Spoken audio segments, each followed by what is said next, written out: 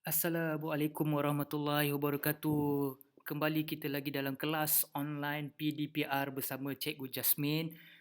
Selamat berada di rumah masing-masing, kekal selamat, pastikan semua orang dalam keadaan sihat, jaga kesihatan masing-masing sebab kita masih belum menang. Okey, untuk kelas hari ini, tajuk kita akan pergi kepada tajuk 9 iaitu seni foto. Kita akan belajar tentang genre fotografi yang ada untuk kamu aplikasikan semasa kamu menangkap gambar nanti. Ada beberapa teknik yang sesuai dengan kamu, yang biasa kamu buat sebenarnya secara tak langsung tapi kamu tak sedar pun kamu buat.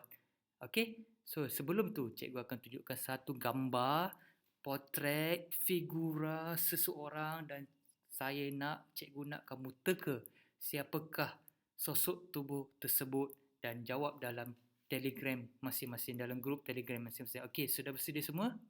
Jom kita tengok, check it out. Okey, baik. Siapakah dia? Okey, saya nak semua jawab dalam grup Telegram sekarang. Baik.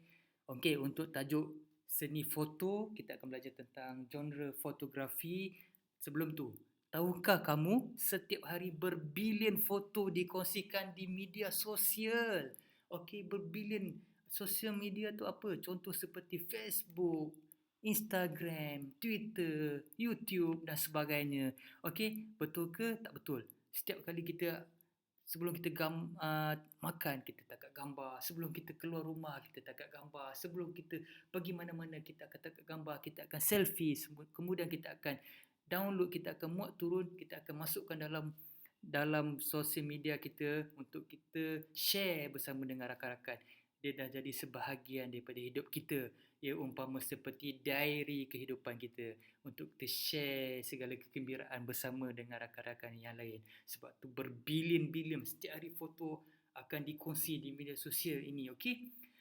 Jika kita ingin menghasilkan imej foto yang menarik, kita perlu mengetahui teknik-teknik fotografi yang kreatif. Okey, apabila imej fotografi yang sesuai dikongsikan di media sosial, jadi pelbagai teknik yang kamu akan belajar pada hari ini akan menjadikan gambar yang kamu masukkan uploadkan dalam media sosial akan menjadi lebih profesional. Okey, apa yang kita akan belajar? Kita akan belajar pemahaman terhadap seni foto, eksplorasi dan aplikasi penghasilan. Kita akan menzahirkan idea dan konsep melalui pelbagai sumber dan penghayatan terhadap hasil karya seni foto menggunakan bahasa seni visual. Baik, zoom. Seterusnya kita akan pergi kepada definisi genre dalam fotografi. Secara amnya, fotografi dikaitkan dengan kategori ataupun style. Genre ni ialah style yang membezakan sesuatu karya seni foto. Kebanyakan fotografer menghasilkan pelbagai style foto berdasarkan minat, kepakaran serta bidang kerjaya masing-masing. Apa yang ada dalam genre fotografi? Mari kita lihat. Yang pertama, kita ada fotografi dokumentari dan kewartawanan. Kita ada fotografi jalanan iaitu street art ataupun street photo. Kita ada fotografi portrait, fotografi fashion, alam dan landscape, produk, pengiklanan, seni halus dan fotografi mikro dan tangkap dekat ataupun close up. Saya percaya semua handphone kita sekarang pun dah ada teknik mikro ni dan kita pun dah boleh jadi fotografer yang profesional sebenarnya. Okey, kita pergi kepada fotografi dokumentari dan kewartawanan.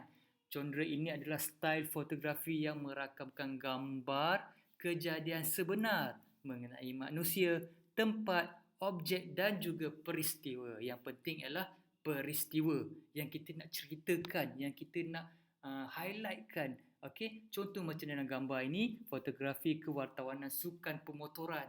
Gambar ataupun caption yang diambil ialah perlumbaan motocross. Okey, ini adalah momen yang terbaik yang boleh diceritakan. Mesej yang ingin disampaikan oleh seseorang wartawan akan lebih kukuh dengan sokongan secara visual, iaitu foto yang diambil tepat dengan momen-momen yang ada. Okey, contoh macam yang kedua, dokumentari kehidupan. Okey, suasana kehidupan etnik Bajau, Laut di Sabah. Bila kita tengok, kita dapat merasai, kita dapat menjiwai apa yang nak diceritakan. Okey? Untuk kita yang biasa-biasa yang baru nak belajar ni pun boleh juga kita buat fotografi dokumentari. Dekat mana? Masa kita raya, kita tangkap gambar momen raya. Masa convocation, graduasi, kita boleh tangkap gambar momen graduasi. Apa lagi? Momen-momen yang kita rasa ya satu momen yang perlu kita ingat sampai bila perkahwinan. Itu antara foto-foto dokumentari yang kamu boleh buat. Okay, contoh macam yang cikgu buat ni, cikgu tangkap ni adalah fotografi wife saya semasa convocation. Okay, kita pun menyelit sekali lah. Okay, momen-momen itu kita tangkap gambar dan kita dokumentasikan, kita bercerita dalam Facebook hari graduasi. Okay, baik, seterusnya kita pergi kepada fotografi jalanan.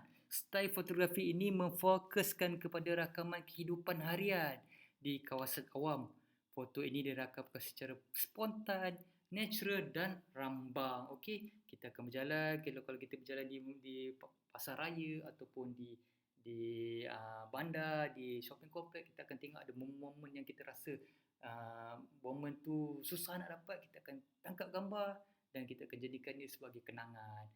Okay. Street art ni kita jalan, kita tengok apa saja momen yang kita rasa macam rare ataupun susah nak dapat, kita boleh tangkap gambar, kita jadikan dia sebagai kenangan. Penekanan terhadap ketepatan masa dan juga teknik pembingkaian adalah antara aspek penting bagi genre ini.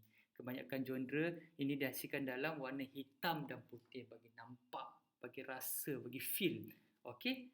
Contoh yang saya dapat, saya buat ni, saya tangkap ni adalah momen di mana anak saya sedang beli air ikat tepi. Okey, sekarang ni dah susah nak dapat air ikat tepi ni. Sebab apa? Sebab kita duk beli air big cup, small cup, lepas tu ada macam-macam lagi flavor. Jadi ini antara momen yang cikgu rasa terbaik cikgu tangkap untuk menjadikan kenangan suatu hari nanti. Okey, seterusnya fotografi potret. Potret ni ialah gambar seseorang, sama ada individu ataupun kumpulan, untuk menampilkan rupa, kepribadian dan melalui teknik pencahayaan latar belakang dan gaya pose, posisi posing tu yang penting. Okey, contoh fotografi potret gadis desa, contoh fotografi perkahwinan, contoh fotografi ni lokasi di dalam studio ataupun dikenali sebagai white studio. Okey, supaya gambar tu lebih berfokus, kita boleh fokus terus gambar ataupun pose yang kita nak dalam studio white screen ni. Okey, contoh cikgu pun pernah ambil contoh macam ni lah, model kita, model tak berbayar ni. Okey, ni ialah contoh gambar yang diambil dalam suasana white studio. Ini satu lagi, alamak. Okey, ini pun satu lagi contoh suasana white studio. Ada lagi. Okey, baik, seterusnya produk dan pengiklanan. Fotografi produk dan pengiklanan ini umumnya, okey, sebelum tu fotografi alam dan landscape, cikgu lupa kat sini. Okey, fotografi alam dan landscape ni merakamkan ruang alam semula jadi maupun buatan manusia yang terdapat di sekeliling kita. Sumber pencahayaan asli ketika merakam foto bagi mendapatkan suasana warna yang natural. Okey, gambar landscape ni contoh seperti tepi pantai, tepi bendang, tepi sawah, tepi tasik, suasana landscape alam semula jadi. Dan di suasana di bandar, gambar bangunan-bangunan pencakar langit, itu dijadikan genre alam dan landscape. Okey, contoh yang cikgu buat ialah ni, contoh cikgu tangkap di tepi pantai. Okey, suasana momen tu sangat cantik dengan sunsetnya, dengan akar-akar yang tumbang. Ada satu momen genre alam dan semula jadi. Okey, seterusnya kita boleh tengok dekat sini. Okey, baik, mana tadi genre tadi periklanan, produk dan periklanan. Produk dan pengiklanan ini umumnya digunakan untuk tujuan mempromosikan atau mengiklankan sesuatu produk. Fotografi genre ini banyak melibatkan bantuan suntingan dan senigrafi untuk mendapatkan hasil yang menarik. Okey, profesional bila tangkap gambar iklan ni, produk ni, kita akan tengok, kita akan rasa macam nak beli. Contoh yang paling famous ialah makanan segera. Contoh macam burger ayam, bila profesional ni tangkap gambar burger tu, kita rasa macam nak beli walaupun ia sekadar gambar. Betul tak? Cuba kita tengok gambar ni. Dengan lelehan cheese-nya, bila kita tengok kita rasa macam terus rasa lapar kan. Itu ialah genre untuk pengiklanan. Tangkap gambar close up, gambar yang kita rasa macam nak beli. Itu strategi pemasaran lah. Baik, seterusnya kita pergi kepada fotografi tangkap dekat dan mikro. Okey, kita close up, kita tangkap gambar, berfokus. Kita nak tangkap gambar apa, kita fokuskan gambar tu saja untuk kita tangkap gambar. Okey, ini beberapa contoh yang cikgu tangkap sebelum ni lah. Contoh macam ni, makanan. Itu biasa semua orang buat sebelum makan, kita akan tangkap gambar. Okey, makanan. Oh, hari ni saya makan nasi udang, ayam, ikan. So kita tangkap gambar, kita post dekat media sosial. Seterusnya gambar ni, alhamdulillah rezeki dapat isteri yang pandai masak. Jadi setiap kali masak, momen tu cikgu akan tangkap supaya kenangan. Ini contoh dah. Rasa macam lapar pula kan bila kita tengok gambar-gambar ni. Okey, seterusnya ialah ni widescreen untuk produk creator. Close up sikit untuk interior dia. Okey, ini pengalaman cikgu lah semasa menjadi fotografer tak bertauliah dulu, freelance sebelum masa belajar tu. Cikgu explore semua teknik-teknik fotografi untuk tambah ilmu. Alright, seterusnya kita pergi kepada fotografi seni halus. Fotografi ini lebih tertumpu kepada nilai estetik ataupun karya tersebut, karya genre ini mengandungi makna yang tersirat serta memerlukan penelitian yang mendalam. Okey, kita boleh tengok contoh macam ni. Seni halus teknik ini bertindih dengan image double expose. Contoh yang kedua ni, okey, komposisi lingkaran pada anak tangga. Jadi dia ada bahasa seni yang kita tengok, ada pergerakan, ada ruang, ada rupa. Jadi gambar tu kamu boleh tangkap gambar dan ia jatuh pada kategori seni halus. Okey, seterusnya kita akan belajar ikon fotografi Malaysia. Kita ada Amri Kinang. Okey. Kita ada Cik Ahmad Azhar atau dikenali sebagai Cik Mat. Lepas tu kita ada Wazari Wazir, fotografer sepenuh masa, diberi tanggungjawab untuk merakamkan foto majlis-majlis rasmi di dalam dan luar negara. Ini sangat hebat. Kamu boleh Google, kamu boleh type nama mereka dan semua hasil karya mereka akan keluar. Dan kamu boleh tengok contoh-contoh supaya memberi sumber inspirasi kepada kamu semua. Okey, baik. Ini yang kita nak tunggu. Ialah aktiviti yang kamu boleh buat semasa berada di rumah. Kamu boleh explore rumah kamu, apa benda yang ada kamu boleh buat aktiviti. Tangkap gambar ni menggunakan handphone saja. Tapi cikgu nak kamu gunakan 5 genre dan 5 keping gambar yang berlainan genre lah. Okey, ataupun gambar yang dah kamu tangkap gambar sebelum ni, kamu upload dekat media sosial, kamu boleh ambil dan kamu tengok, kamu kaji balik, gambar ni pemandangan.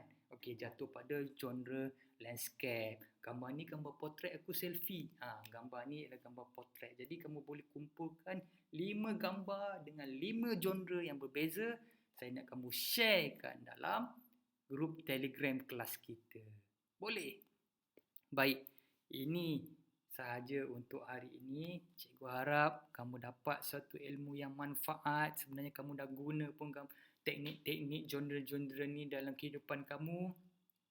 Sepanjang kamu upload dari media sosial, secara tak langsung sebenarnya kamu dah tahu pun jenis genre fotografi ni. Sekarang kamu dah dapat ilmu ni, okey, kamu boleh manfaatnya untuk jadikan dia lebih kreatif, lebih cantik lagi. Okey, itu saja untuk hari ini. Cikgu akan berikan kamu beberapa contoh lagi gambar-gambar yang telah cikgu tangkap supaya menjadi sumber inspirasi kepada kamu semua. Terima kasih. Assalamualaikum. It's 1 o'clock.